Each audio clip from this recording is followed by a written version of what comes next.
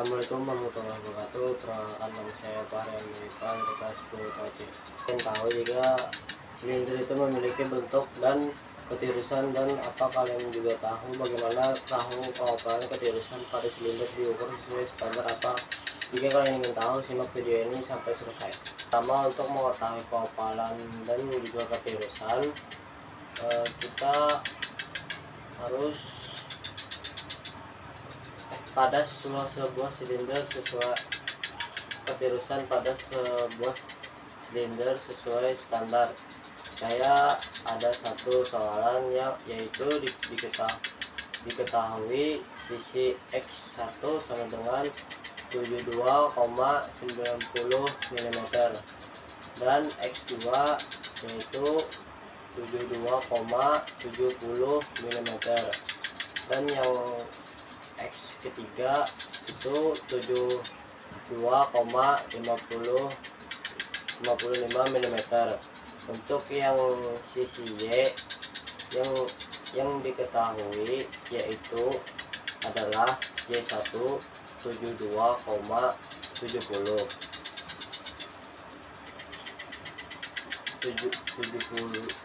mm.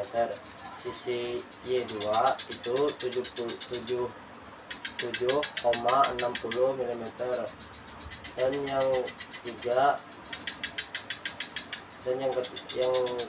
yaitu Y3 nya yaitu 72,50 mm. Itu untuk menghitung rumus keopalan. Yang pertama adalah X1 min Y1 adalah 72,90 min 72,70 sama dengan yaitu hasilnya 0,10 mm. Untuk X2 min 2Y sama dengan 72,70 min 72,60 sama dengan 0,10 mm. Ketiga yaitu X3 min Y hasilnya yaitu 72,50 min 72,70 min lagi 72,50 hasilnya itu 0,0 mm. Untuk keopalan yang dipilih yaitu terbesarnya yaitu 0,0 mm. Untuk rumus ketirusan yang pertama ada X1 min X3 sama dengan 72,90 min 72,50 yaitu hasilnya 0,40 mm.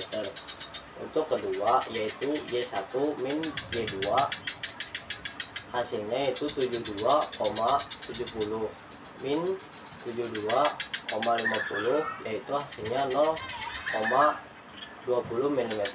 Maka keausannya yaitu X1 72,50 jadinya yaitu 72,60 hasilnya yaitu 0,40 mm.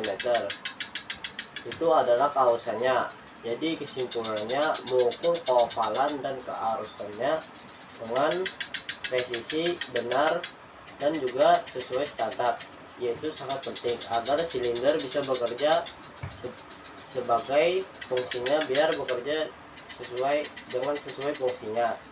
Hanya itu saja yang bisa saya sampaikan. Kalau ada yang ditanyakan silahkan komen. Sampai sini saja, saya Fahrian Milipan. Wassalamualaikum warahmatullahi wabarakatuh. Assalamualaikum warahmatullahi wabarakatuh. Perkenalkan nama saya Fahrian Milipan, kelas 10 KC. Kalian tahu jika silinder itu memiliki bentuk dan ketirusan, dan apa kalian juga tahu bagaimana tahu keopalan ketirusan pada silinder diukur sesuai standar apa? Jika kalian ingin tahu, simak video ini sampai selesai. Pertama, untuk mengetahui keopalan dan juga ketirusan, kita harus pada sebuah silinder sesuai ketirusan pada sebuah silinder sesuai standar. Saya ada satu soalan yaitu diketahui sisi X1 sama dengan 72,90 mm dan X2 yaitu 72,70 mm, dan yang X ketiga itu 72,55 mm. Untuk yang sisi Y yang diketahui yaitu adalah Y1 72,70